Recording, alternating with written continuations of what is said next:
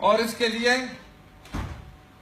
اشد ضرورت بھی اس بات کی تھی، خاص طور پر ڈاکٹر صاحبہ نے جو توجہ مبذول کرائی کہ جب تک دنیا بھر میں تحریک کشمیر آزادی کے جو اویئرنیس پیدا نہیں کی جائے گی، اس وقت تک ہماری جو تحریک ہے وہ مضبوط نہیں ہو سکتی۔ اور یہ اویئرنیس ضروری اس لیے بھی ہے کہ پاکستان میں تو الحمدللہ بچہ بچہ کشمیر کے کاز، آزادی کشمیر کے لیے جدوجہد کو جانتا ہے، لیکن دنیا بھر کے بہت سارے ممالک ہیں وہ شاید اس کے بارے میں بہت کم علم رکھتے ہیں، اور ان تک یہ پیغام پہنچانا یہ کس کی ذمہ داری ہے؟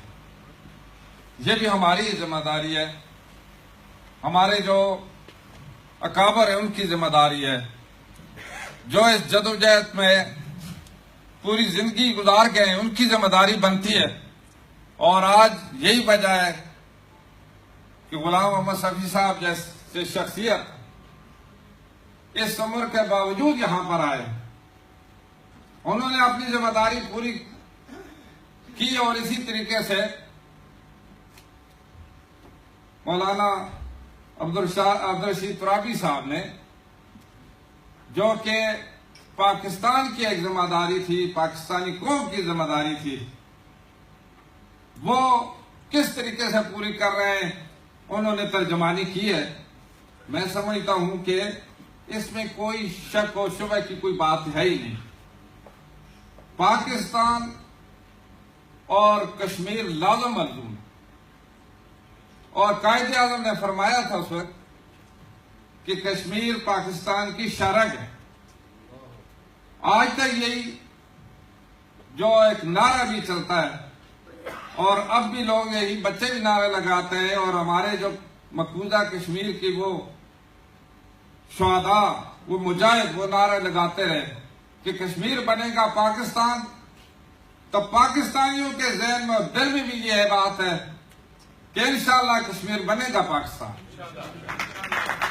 اور اس کے لیے جن شہداء نے قربانیاں دی ہیں وہ رائیگان نہیں جائیں گی۔ اور اس کے لیے دنیا بھر کے جو فورم ہیں، چاہے وہ یو این او ہے، او آئی سی ہے، یا کوئی اور فورم ہے، اس میں اس بات کو اٹھانا یہ ہمارا فرض بنتا ہے۔ میں تفصیل میں اس لیے بھی نہیں جانا چاہتا چونکہ بات سے بات نکلتی ہے اور وقت اجازت بھی نہیں دیتا، اور زیادہ صبر کا امتحان بھی نہیں دینا چاہیے، اس لیے کہ اگر بات کریں اور جذبات احساسات کا اظہار کریں تو بہت زیادہ وقت کی ضرورت ہوتی ہے۔ اس لیے میں نے اپنے جو دوست ہیں عمران کو میں نے کہا کہ مجھے کچھ لکھی تقریر دے دے تاکہ وقت بھی بچایا جا سکے اور مدعا بھی بیان کیا جا سکے، کیونکہ میری یہ کمزوری ہے، جب میں زبانی کوئی بات کرتا ہوں وہ لمبی ہو جاتی ہے، اور اکثر بیشتر میرے دوست بعد میں کہتے ہیں کہ جی اتنی لمبی تقریر کرنے کی ضرورت نہیں تھی۔ اس لیے اس سے بچنے کے لیے میں نے جو تحریری تقریر جو مجھے ملی ہے میں وہی آپ کے سامنے عرض کرتا ہوں۔ اور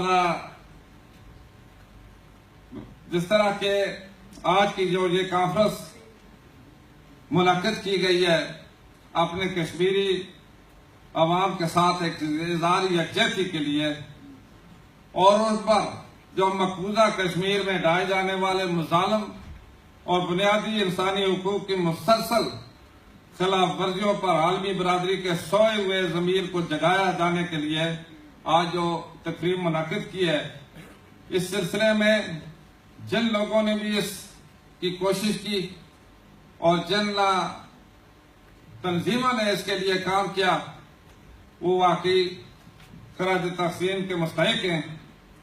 جب بنیادی انسانی حقوق کی بات آتی ہے تو اس میں کسی بھی انسان کی شخصی، مذہبی اور معاشی آزادی سرفرست آتی ہے، لیکن بدقسمتی سے پچھلی کئی دہائیوں سے بھارت نے کشمیریوں بالخصوص مسلم آبادی کی شخصی، مذہبی اور معاشی آزادی پر قدغن لگا رکھی ہے۔ اس کی وجہ صرف یہ ہے کہ کشمیری عوام اپنا حق خود ارادیت مانگتے ہیں۔ جموں کشمیر اقوام متحدہ کی قراردادوں کے مطابق جو خود بھارت کی درخواست کے نتیجے میں منظور کی گئی تھی، ایک متنازع ریاست ہے جس کے مستقبل کا فیصلہ کشمیری عوام کو غیر جانبدارانہ رائے شماری کے ذریعے صحیح کرنا ہے، مگر بھارت نے اس پر غیر قانونی قبضہ کر رکھا ہے۔ 1947 میں جموں میں مسلمانوں کے قتل عام سے لے کر آج تک بھارتی سرحد کے ہاتھوں تقریباً کم و بیش 6 لاکھ سے زائد کشمیری اپنی آزادی کے لیے جانوں کا نذرانہ پیش کر چکے ہیں۔ یہ سلسلہ آج بھی جاری ہے اور 90 کی دہائی کے بعد جب آزادی کی تحریک نے زور پکڑا تو بھارت نے فوج کو کشمیریوں کے قتل عام کی کھلی چھٹی دے دی ہے۔ اس کے نتیجے میں اب تک 1 لاکھ سے زائد کشمیری شہید کیے جا چکے ہیں۔ اس دوران 23,000 خواتین بیوہ اور کئی لاکھ بچے یتیم ہوئے۔ بھارت کی جانب سے ریاستی دہشت گردی کی تازہ لہر کافی شرمناک ہے۔ بھارتی فوج کشمیریوں پر مظالم کے نت نئے حربے آزما رہی ہے۔ نیتے مظاہرین پر فائرنگ اور آنسو گیس کے بعد اب پیلٹ گن کا بے دریغ استعمال عام ہے۔ حال ہی میں کشمیری ووٹر فاروق احمد ڈار کو فوجی افسران کی جانب سے بطور انسانی ڈھال جیپ کے آگے باندھا گیا۔ اس منظر کو سوشل میڈیا کے ذریعے پوری دنیا نے دیکھا، جس کے بعد سے وادی میں سوشل میڈیا کو پابندی کا سامنا ہے۔ بھارتی فوج کے درندے رات گئے کشمیریوں کے گھروں میں چھاپے مارتے ہیں، جبکہ خواتین کو بطور خاص تشدد کا نشانہ بنایا جا رہا ہے۔ وادی میں خواتین کی چٹیاں کاٹنے کے بعد سے واقعات سامنے آئے۔ اسی طرح آئے روز کرفیو اور کریک ڈاؤن سے طلباء و طالبات کا تعلیمی امتحانی نظام سوچے سمجھے منصوبے کے تحت تباہ کیا جا رہا ہے۔ مقامی سیاسی قیادت کے آئے روز پکڑ دکڑ نظر بندی بھی معمول کی بات ہے۔ پاکستان اور بھارت میں اس مسئلہ پر 4 بڑی جنگیں ہو چکی ہیں۔ یہ دونوں ممالک اب ایٹمی طاقت بن چکے ہیں۔ مسئلہ کشمیر وہ بنیادی مسئلہ ہے جسے حل کیے بغیر بر صغیر میں امن کا تصور محال ہے۔